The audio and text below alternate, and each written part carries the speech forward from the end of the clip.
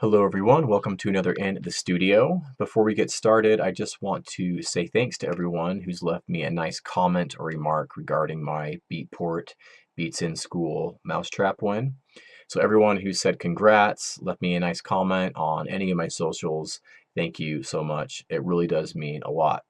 You know, when I started this channel almost 2 years ago now, and watching it grow and seeing comments come in, even though the channel is still very, very small, it has put a good bit of pressure on me to make sure I'm on top of my game, and so I can deliver good, useful content. And so thank you for that. Um, and hopefully there'll be many more videos to come. So thanks everyone. Moving into the video. So in my projects, I like to use randomness quite often. I really think it helps inject a little bit of life to the track. But I feel like I get the best results when I control that randomness a little bit. When you just let it run wild, sometimes it could be a little bit too chaotic and just too much. So I'm going to show you how I've used some controlled randomness here in this project. Now, I can't show you most of this track here because it's a remix I'm working on, but this little noise hat wasn't part of the original, excuse me. So I'm going to show you how I made this. So I'll just let you listen to it really quick.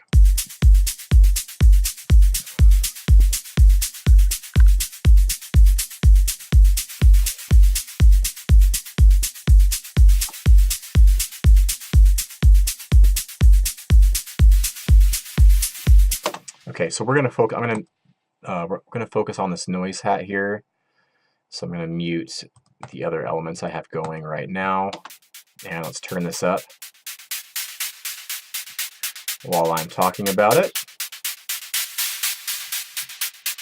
I know I've done a few of these kind of noise hat shaker programming and processing tutorials, but I still think there's some value in this one. It's a little bit different from some of the other ones I've showed you, so I'm going to walk you through how I made it from start to finish, the MIDI, all the effects and whatnot, and my thought process behind it. So let's get to it. I'm going to start with the MIDI here. So let's head into the piano roll for a second. So on all of the hits where the beat is occurring, I just pull down the velocity. I do that from time to time. And then on the offbeat, I have a lot of other hi-hat and shaker sounds that are playing on the offbeat, so I wanted to give them priority and not have this one get in the way so much. So I pulled down the offbeat velocities quite a bit as well. Not as much as the on beat, but I wanted to accentuate the 16th notes on this, so I left those velocities high. And there's no swing on this groove, it's just a straight groove. So let's head into the mixer here. I'll get to the randomness here in a second.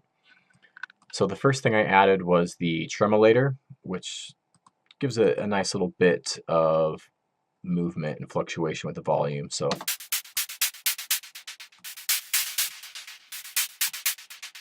turn it all the way up so you can hear what it's doing.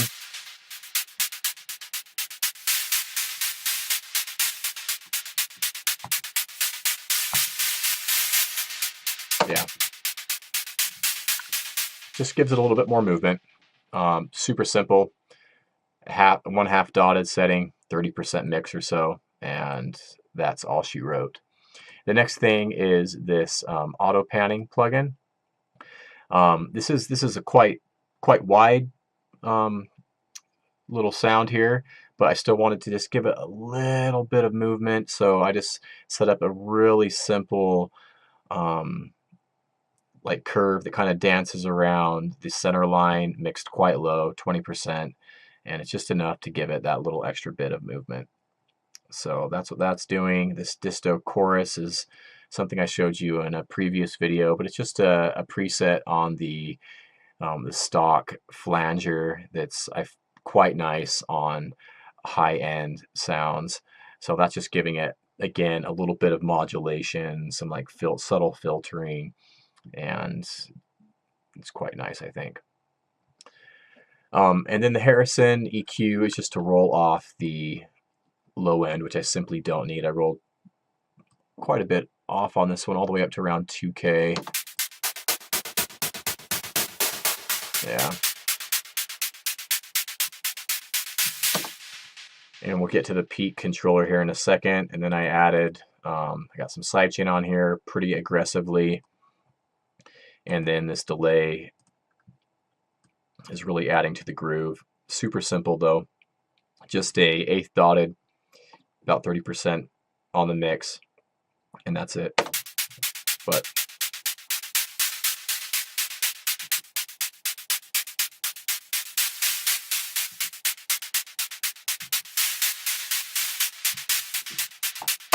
But that delay really sounds nice on that. Okay, so this is what I really wanted to focus on. What I did was I linked the decay of this little feller to the LFO here.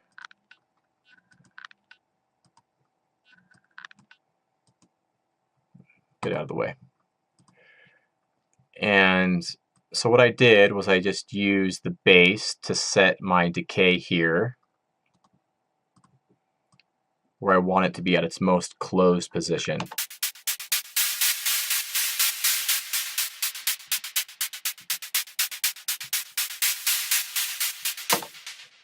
And what I did was I automated the volume, or the LFO amount, so that the first bar, every other bar, the random LFO is engaged.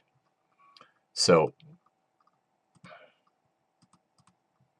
the speed is fairly fast, random LFO waveform, and you can see that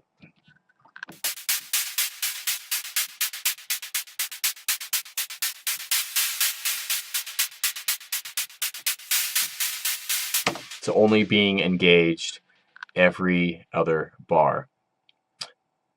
And I just kicked up the volume, or the LFO amount, around 10-11%. And then at the end of the 8-bar phrase, I raised it up even higher, around 20%, which is going to allow the decay to open up further, still at a random setting though, which really helps with the turnaround and just the overall groove of this hat loop here.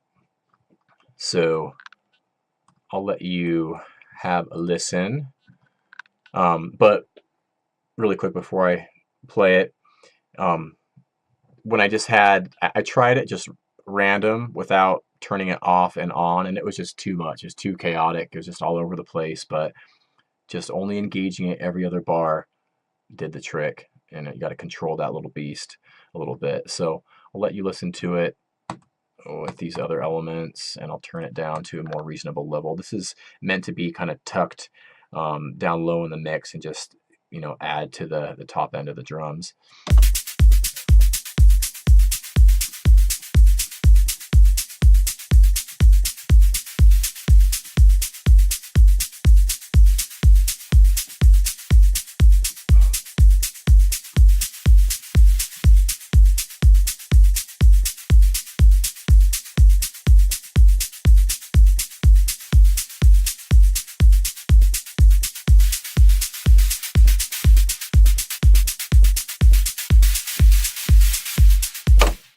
Okay, so there you go. A noise hat with controlled randomness.